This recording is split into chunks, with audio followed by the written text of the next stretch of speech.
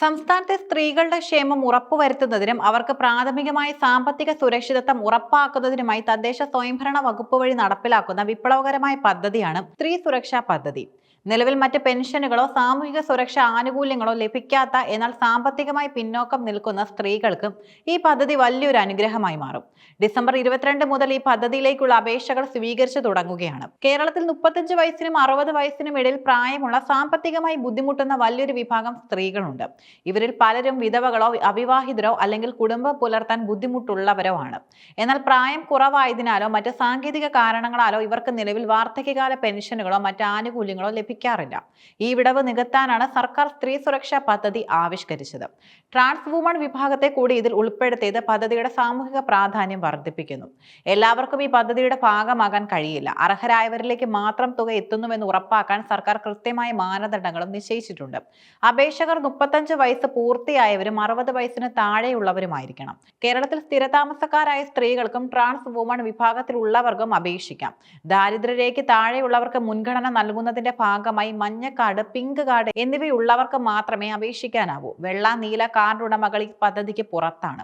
നിലവിൽ സർക്കാർ നൽകുന്ന മറ്റൊരു പെൻഷനും കൈപ്പറ്റുന്നവരാകരുത്. EPF പെൻഷനോ സർവീസ് പെൻഷനോ ലഭിക്കുന്നവർക്ക് ഈ പദ്ധതിയിൽ ചേരാനാകില്ല. സർക്കാർ ഓഫീസുകളിലോ പൊതുമേഖലാ സ്ഥാപനങ്ങളിലോ സർവകലാശാലകളിലോ സ്ഥിരമായോ കരാർ അടിസ്ഥാനത്തിലോ ജോലി ചെയ്യുന്നവർ ഈ പദ്ധതിയിൽ അർഹരല്ല. പദ്ധതി പൂർണ്ണമായും ഡിജിറ്റലൈസ് ചെയ്ത രീതിയിലാണ് നടപ്പിലാക്കുന്നത്. അപേക്ഷകർക്ക് നിരവധി വഴികളിലൂടെ അപേക്ഷിക്കാം. സ്മാർട്ട് വഴി അപേക്ഷിക്കാൻ ബുദ്ധിമുട്ടുള്ളവർക്ക് അതാത് ഗ്രാമപഞ്ചായത്ത്, മുനിസിപ്പാലിറ്റി അല്ലെങ്കിൽ കോർപ്പറേഷൻ ഓഫീസുകളിൽ നേരിട്ടെത്തി അപേക്ഷിക്കാം. വാർഡ് മെമ്പർമാരെയോ കൗൺസിലർമാരെയോ സമീപിച്ച് അപേക്ഷാ നടപടികൾ പൂർത്തിയാക്കാൻ സഹായം തേടാവുന്നതാണ്. അതാത് തദ്ദേശ സ്ഥാപനങ്ങളിലെ സെക്രട്ടറിമാർക്കാണ് അപേക്ഷകൾ സമർപ്പിക്കേണ്ടത്. അപേക്ഷയോടൊപ്പം നിരവധി രേഖകൾ കൃത്യമായി ഹാജരാക്കേണ്ടതുണ്ട്.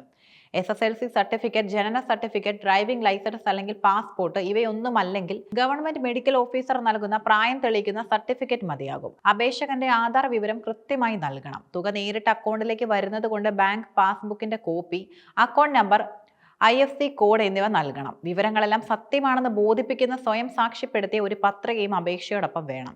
ഈ പദ്ധതിയിൽ തുടരുന്നതിന് ഗുണഭോക്താക്കൾ പാലിക്കേണ്ട ചില കർശന നിർദ്ദേശങ്ങളുമുണ്ട്. എല്ലാ വർഷവും നിശ്ചിത സമയത്ത് ആധാർ അധിഷ്ഠിത മസ്റ്ററിംഗ് നടത്തണം. ഇത് ചെയ്തില്ലെങ്കിൽ പെൻഷൻ തടയാൻ സാധ്യതയുണ്ട്. അർഹതയില്ലാത്തവർക്ക് തെറ്റായ വിവരങ്ങൾ നൽകി ആനുകൂല്യം കൈപ്പറ്റുന്നത് ശ്രദ്ധയിൽപ്പെട്ടാൽ കൈപ്പറ്റിയ തുക 18% പലിശ സഹിതം സർക്കാരിലേക്ക് തിരിച്ചടക്കേണ്ടി വരും. ഇവർക്കെതിരെ നിയമ നടപടികളും ഉണ്ടാകും. ഗുണഭോക്താവ് മരണപ്പെട്ടാൽ ആ തുക അവകാശികൾക്ക് അവകാശപ്പെടാൻ സാധിക്കില്ല. ഗുണഭോക്താക്കൾ ഏതെങ്കിലും കുറ്റകൃത്യത്തിൽപ്പെട്ട് ജയിലിലോ റിമാൻഡിലോ ആയ കാലയളവിലെ ധനസഹായം ലഭിക്കുന്നതല്ല. കേരളത്തിലെ സ്ത്രീക്ഷേമ പ്രവർത്തനങ്ങളിൽ ഒരു വലിയ നാഴികക്കല്ലാണ് സ്ത്രീ സുരക്ഷാ പദ്ധതി.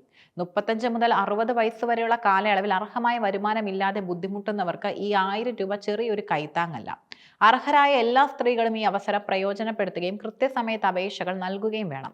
വികേന്ദ്രീകൃത ആസൂത്രണത്തിലൂടെ തദ്ദേശ സ്ഥാപനങ്ങളിൽ വഴി നടപ്പിലാക്കുന്നതിനാൽ അഴിമതിരഹിതമായും വേഗത്തിലും ഗുണഭോക്താക്കളിലേക്ക് തുക എത്തുമെന്നും നമുക്ക് പ്രതീക്ഷിക്കാം.